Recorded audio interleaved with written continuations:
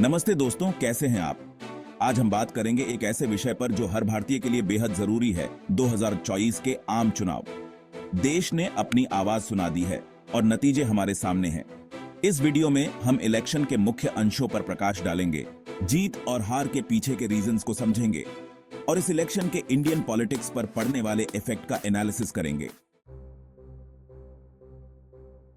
दोस्तों, जैसा कि आप जानते हैं, इस बार का इलेक्शन काफी एक्साइटिंग रहा। एनडीए और इंडिया गठबंधन के बीच कांटे की टक्कर देखने को मिली। अगर आंकड़ों पर नजर डालें तो एनडीए ने XX सीट्स जीतकर क्लियर मेजॉरिटी हासिल किया है।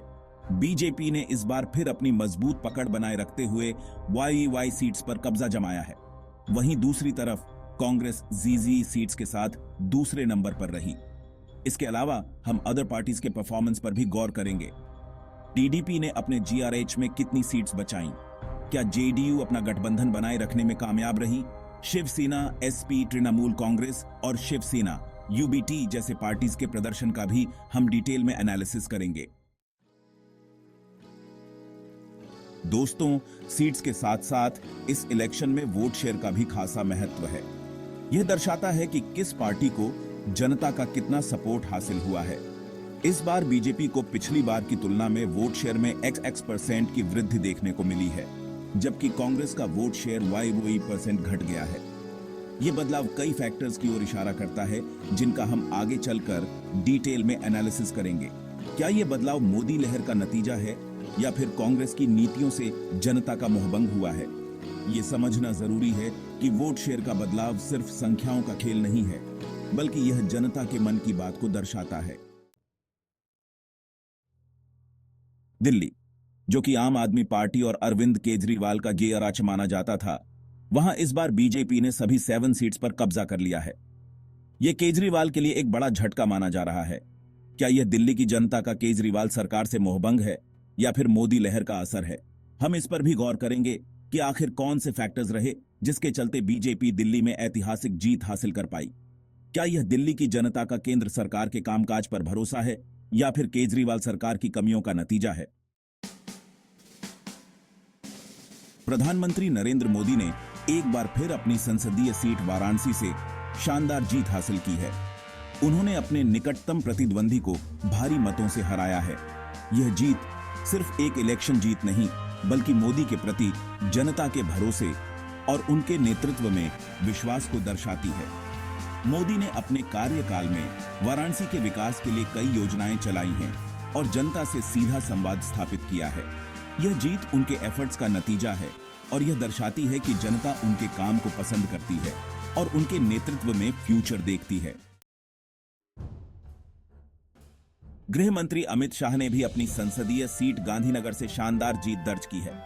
वे अपनी स्ट्रैटेजी और कुशल नेतृत्व के लिए जाने जाते हैं और यह जीत उनकी पॉपुलैरिटी को दर्शाती है। अमित शाह ने बीजेपी को कई इलेक्शंस में जीत दिलाई है और पार्टी के लिए एक मजबूत स्तंभ माने जाते हैं। उनकी यह जीत बीजेपी के लिए काफी महत्वपूर्ण है और यह दर्शाती है कि पार्टी में उनका कद कितना बड़ा है। कांग्रेस नेता राहुल गांधी ने इस बार 2 सीट से इलेक्शन लड़ा था और दोनों ही सीट्स पर उन्हें जीत मिली है।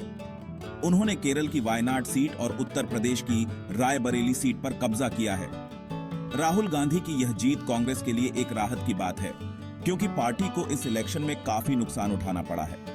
यह जीत उनके लिए एक नई उम्मीद लेकर आई है और यह दर्शाती है कि वे अभी भी जनता के बीच पॉपुलर हैं।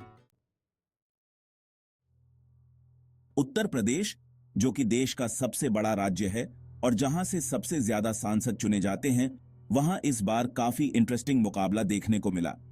बीजेपी ने बहुत ही शानदार प्रदर्शन करते हुए XX सीट्स पर जीत हासिल की है।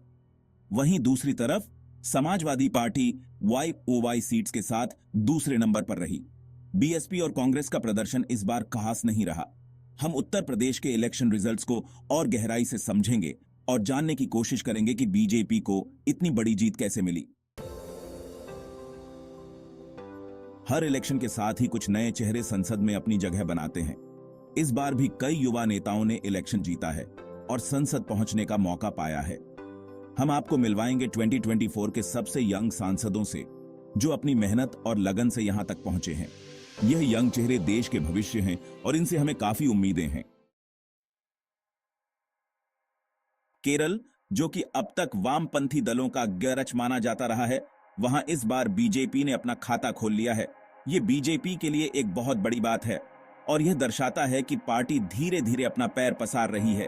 हालांकि बीजेपी को यहां सिर्फ एक ही सीट मिली है, लेकिन यह जीत पार्टी के लिए काफी महत्वपूर्ण है क्योंकि यह उनकी फ्यूचर प्लानिंग को प्रभावित कर सकती है।